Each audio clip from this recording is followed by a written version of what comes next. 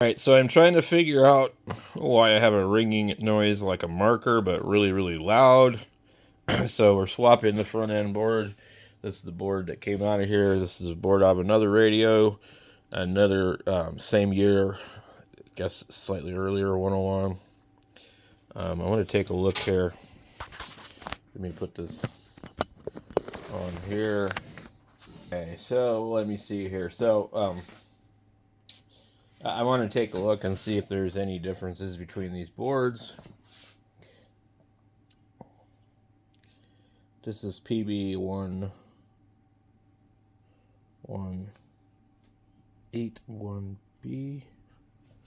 Okay.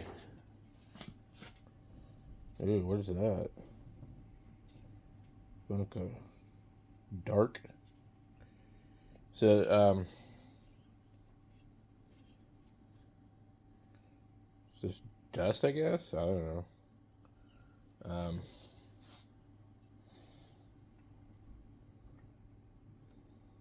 They look the same to me.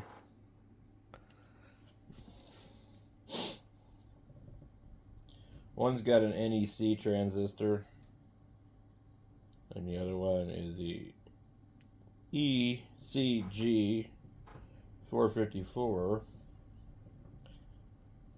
That's going to be like a dual gate MOSFET, I guess. It says MOXNEC 3SK. I can't read it. 3SK40. So these are not the same transistor. Apparently this was a serious problem because that's why it's socketed.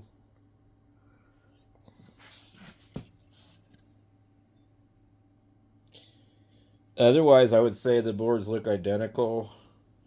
There's a trimmer on here, and it's in a different spot on the two of them. They could be characteristics of something else. It looks like the other four transistors are all the same.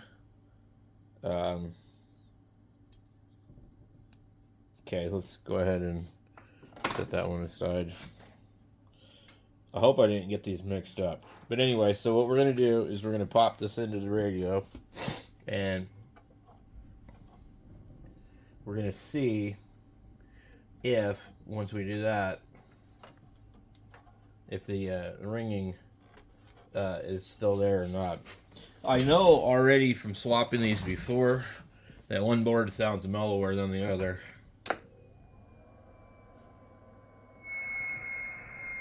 Okay, so we still have it.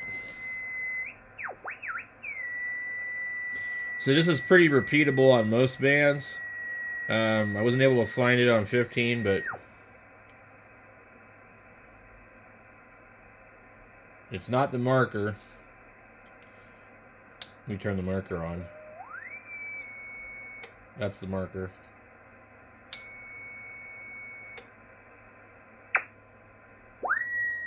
That's our tone. It's near the marker. Let's see how close it is.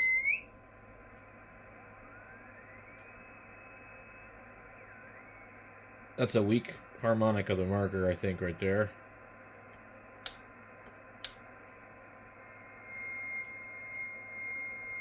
It's also pre-select. So I also think that the other tone is not affected by the pre-select.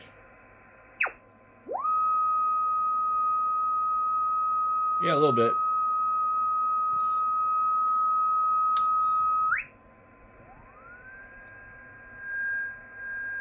So there's our marker.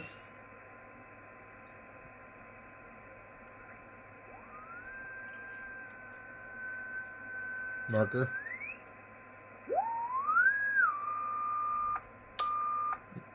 That's a marker too.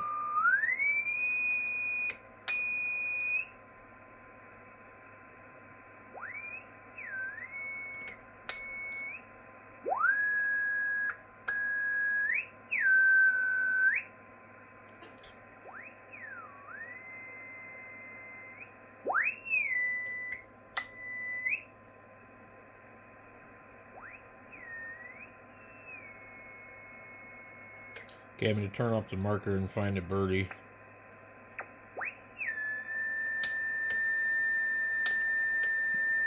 Right there, pretty strong. Not really affected by the pre-select. So, okay, we're going to go ahead and pull that out of there. But anyway, this is what I love about the 101 is we can sit here and do this.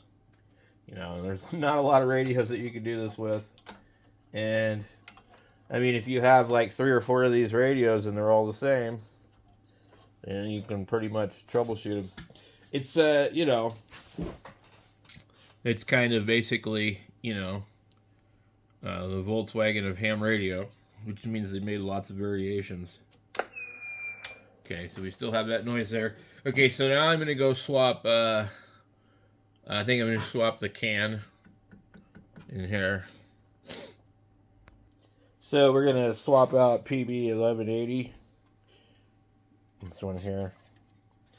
So to get to that, I got to remove this one. The other one in the other radio, when I got it, it was actually already loose and missing the screws. I was really worried the radio wasn't actually going to work. I can't remember what was wrong with the other radio. It just didn't want to work. But it had ended up being a lot of like dirty connections and things like that. The other radio still got some problems, but this one here is definitely in better shape, except for the birdies. So we'll get in here and pull that. So I'll be back in a minute. No reason to film all that. All right, so we got the can out. Now this one here, you could actually, I think, plug in backwards if you're not paying attention. But this actually doesn't even have a label on it.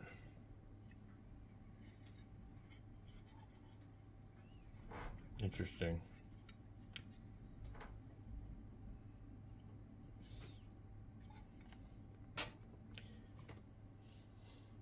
So this one has the label.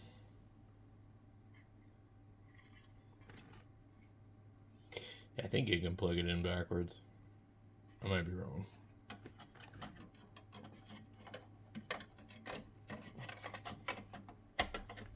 Okay.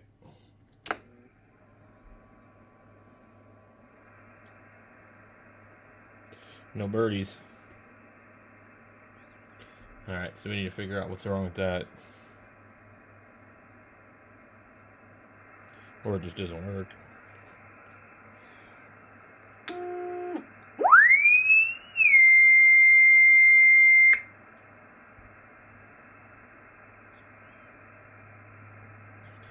I can hear the dial. It's the felt is gone on the dial.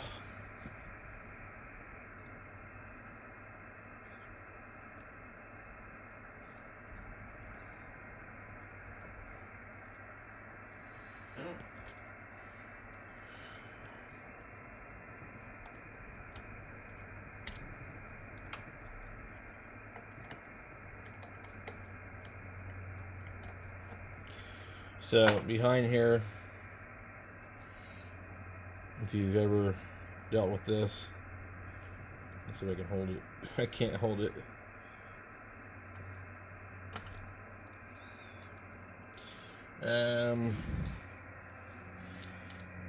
So right, well, the felt's right here. I can see it, so it's not deteriorated. But maybe it's on the back side. So this is kind of how you set the drag. We're at the end of the band there. I'm gonna kind of try and get some of this stuff out of here while I have this off.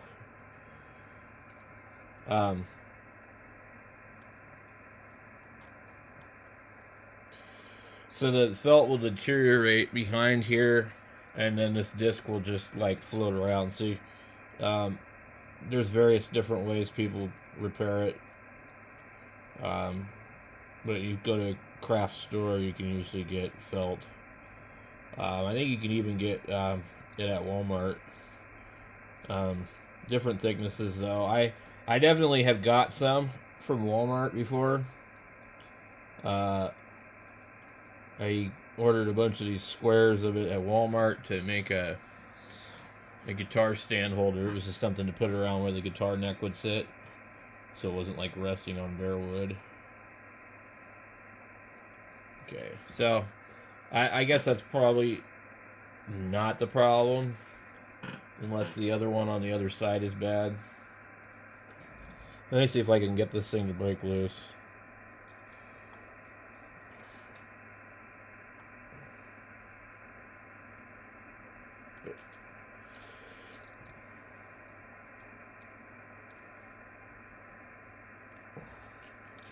Okay. These have never been removed. You can see the epoxy on them. So they did their job.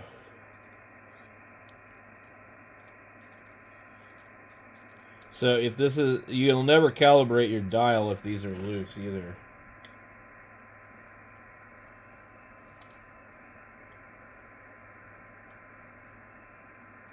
Looks pretty good on that one. Okay.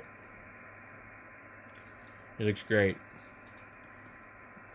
So that's what you want to find, but it's, if we had a couple extra pieces, that would probably work a little better. There's some sort of scratch mark on here. Okay.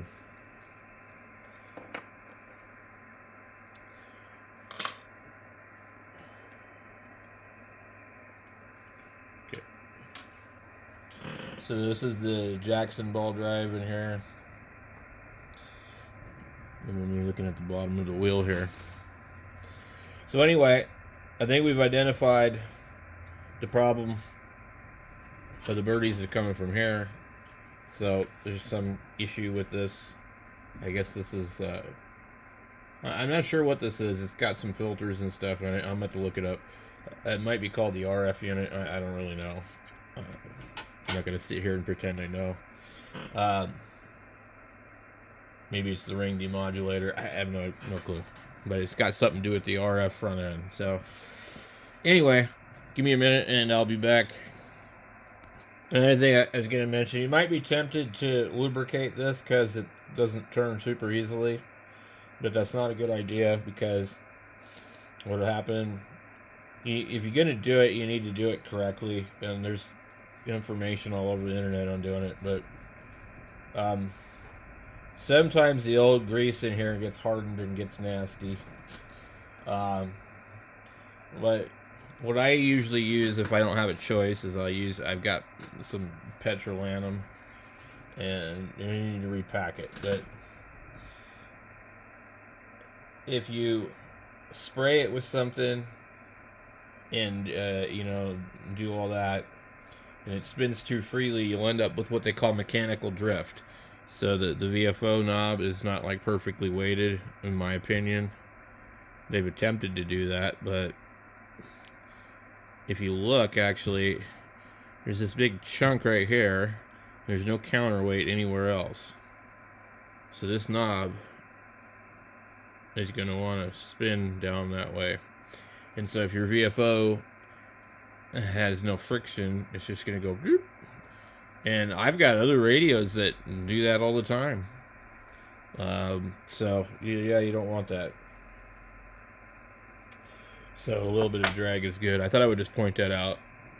Also, we can see the leftovers of the original plastic cover. I'm going to go ahead and see if I can remove that the rest of the way. So these radios, if you ever run across one with the plastic on the face, don't touch it. Leave it alone. Because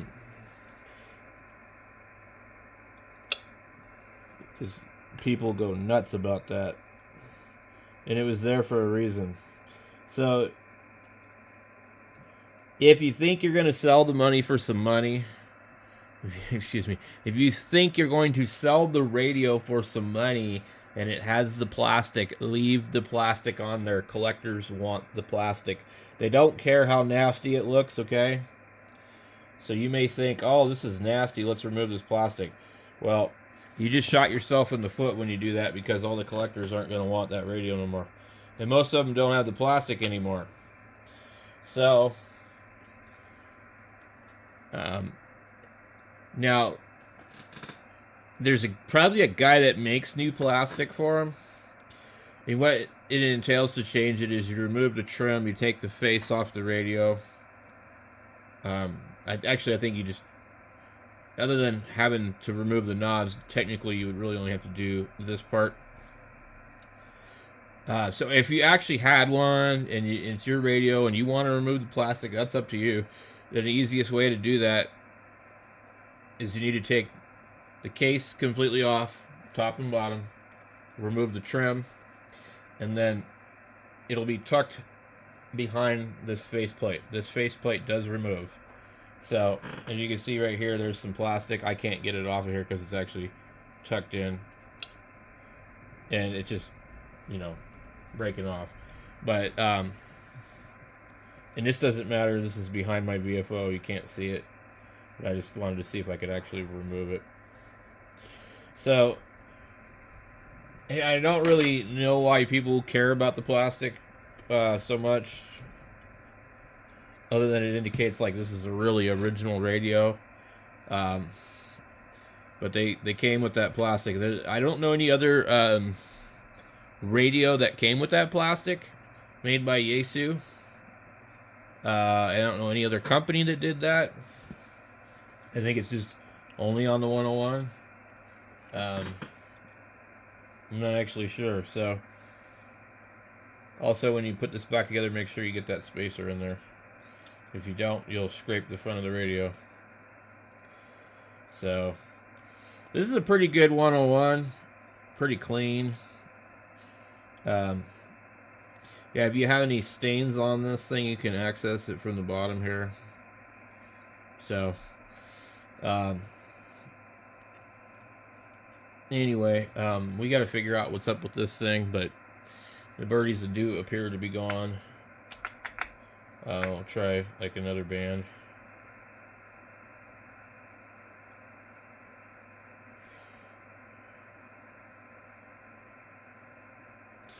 Not seeing anything, but that doesn't mean that there might not be problems with that one too. But I'm sure that there is documented problems with these. So, I mean, these are fairly easy to probably get on eBay. So I don't know what the price would be, but I think my friend might even have a couple extras, so if I can't fix it, then we'll get a different one or whatever. So anyway, I'm gonna put this back together, and we'll catch you guys later.